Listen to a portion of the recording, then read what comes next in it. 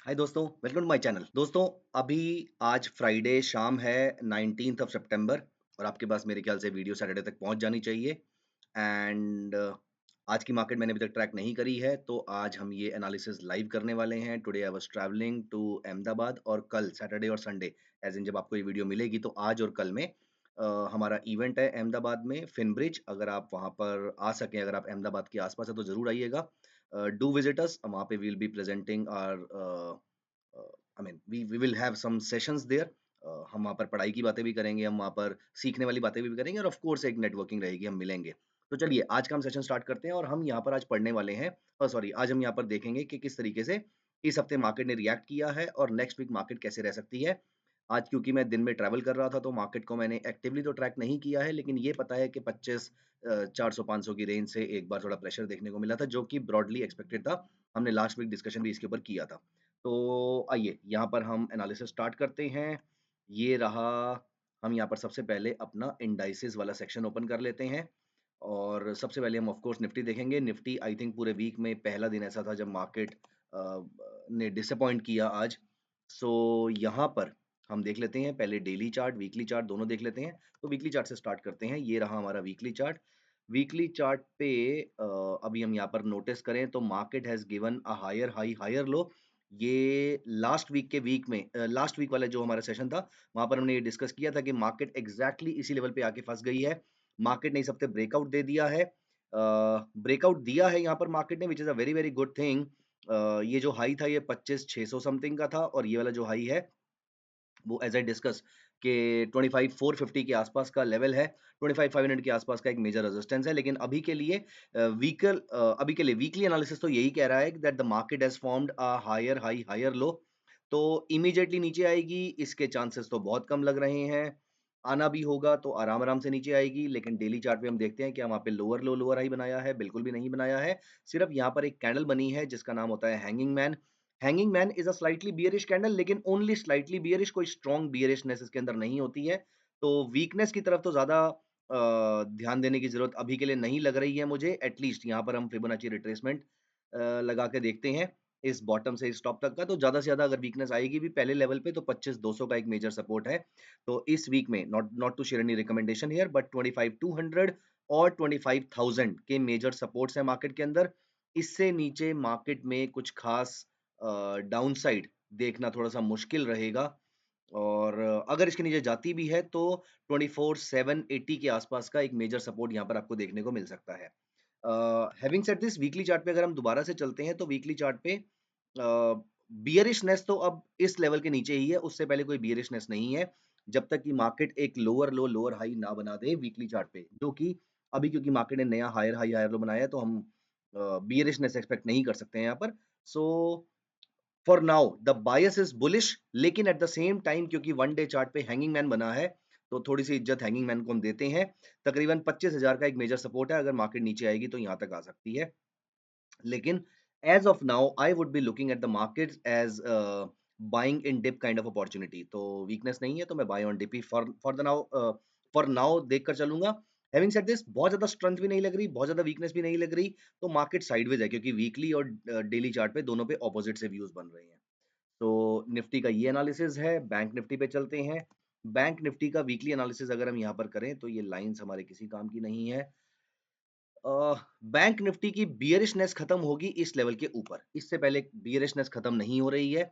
तो 56,200 के ऊपर अगर बैंक निफ्टी सस्टेन करेगा तभी बियरिशनेस खत्म होगी। वैसे अच्छी बात यह है कि यहाँ पर 3 व्हाइट सोल्जर्स बने हैं, 3 व्हाइट नाइट्स बने हैं, बट क्योंकि बहुत ज्यादा स्ट्रॉन्ग डाउन ट्रेंड के बाद नहीं बने हैं तो कोई खास रेलिवेंस नहीं है, लेकिन स्टिल थोड़ी बहुत रिस्पेक्ट देना तो बनता है। सो यहाँ पर 56,200 के ऊपर अगर मार्केट जाती है तो यहाँ पे मार्केट का बैंक निफ्टी का बियरिशनेस खत्म हो जाएगा and I will be happy looking at bank Nifty कि वो 56,200 के ऊपर सस्टेन करना शुरू करे।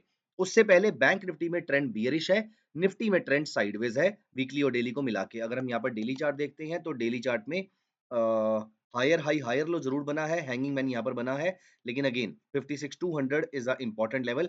इसके ऊपर मार्केट को कम से कम 2 ढाई 3 घंटे के आसपास सस्टेन करना पड़ेगा, तो मैं मानूंगा कि बैंक निफ्टी बुलिश है। उससे पहले it's a sell on rise kind of opportunity. तो हमने निफ्टी डिस्कस किया, it's a buy on dip kind of opportunity. Bank Nifty discuss किया, it's a sell on rise opportunity. अब इन दोनों का मतलब क्या होता है मैं ये भी सोच लेता हूँ। तो क्योंकि दोनों के ऑपोज़िट व्यू है, डाउ थ्योरी का बहुत ही सिंपल सा प्रिंसिपल, पहला फंडा ये कहता है that indices must confirm each other. यहाँ पर इंडाइसेस कंफर्म नहीं कर रहे, इसका मतलब मार्केट में कोई बड़ा व्यू नहीं बन रहा, किसी एक इंडेक्स को दूसरे में फॉलो करना पड़ेगा, तो जाके एक बड़ा ओपिनियन बनेगा। अदरवाइज़ फिलहाल के लिए मार्केट में साइडवेज़ सा मूव रहेगा, तो ऊपर नीचे का गेम चलता रहेगा। एज़ ऑफ नाउ अभी का मेरा ओपिनियन ये है as on 19th of September. Nifty auto देख लेते हैं, वीकली चार्ट निफ्टी ऑटो का अगर हम यहाँ पर देखें, सो यहाँ पर auto is a good index, लेकिन ऑटो में एक प्रॉब्लम है। ऑटो में प्रॉब्लम ये है कि बहुत ही स्टीप ट्रेंड लाइन से ऊपर गया है। The steeper the trend line, इस बात को याद रखिएगा, ज़िंदगी भर याद रखिएगा, काम आएगी। थ्योरेटिकली भी बहुत इंपॉर्टेंट लाइन है, as in when I was appearing for my CMT exams, तो वहाँ पर भी ये लाइन टेक्स्ट बुक्स में भी लिखी हुई थी और प्रैक्टिकली भी ये लाइन है कि the steeper the trend line, the sooner it will break.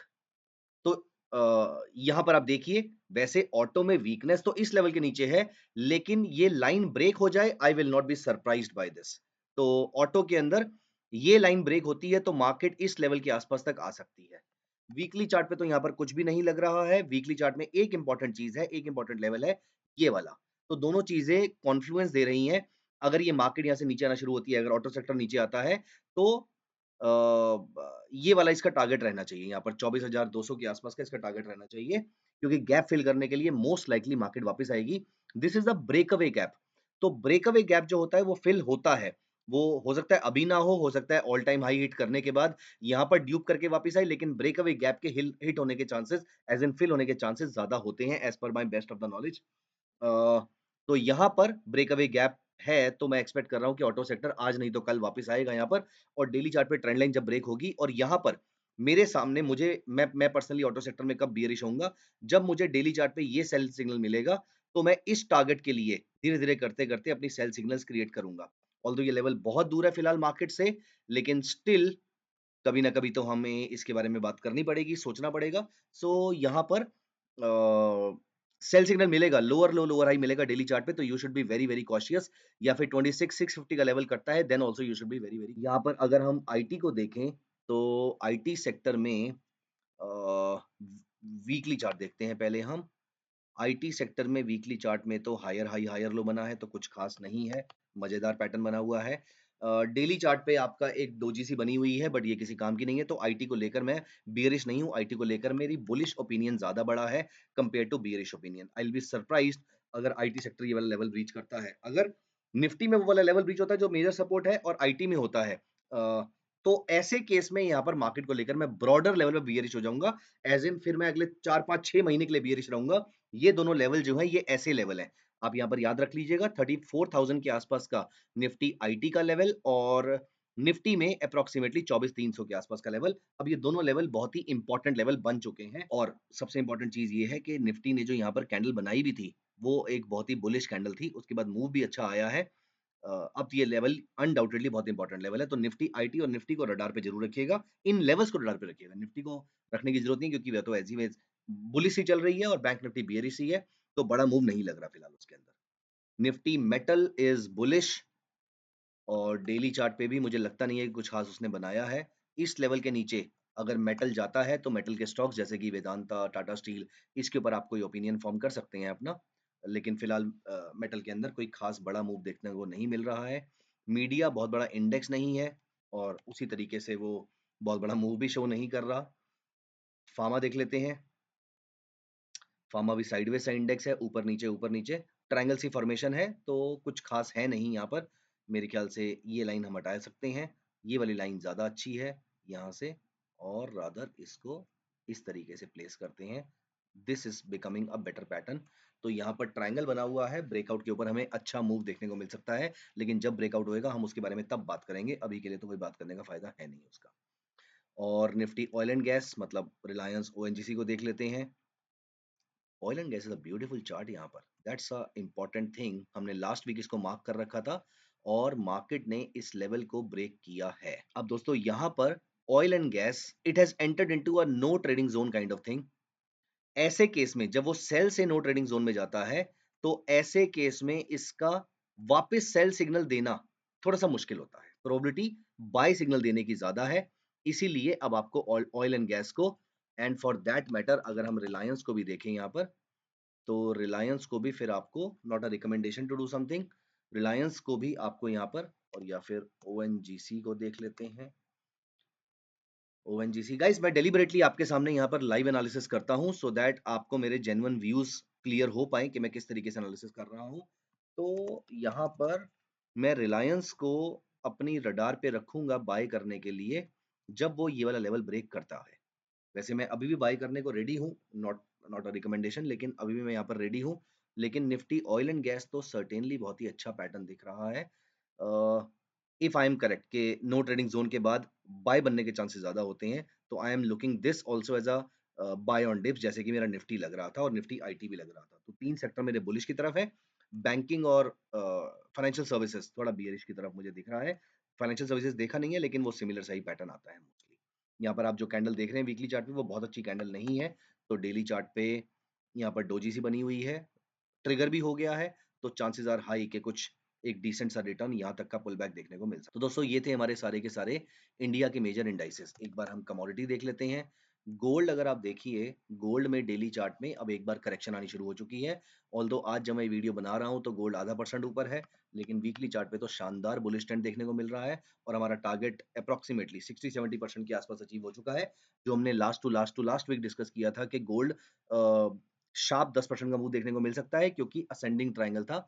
ये रहा मेरा ट्रेडिंग व्यू पे आपका गोल्ड का चार्ट बना हुआ था। ये चार्ट का टारगेट यहाँ पर था, ये वाला हाई लग चुका है और अभी भी बियरिशनेस का कोई रुझान देखने को नहीं मिल रहा है।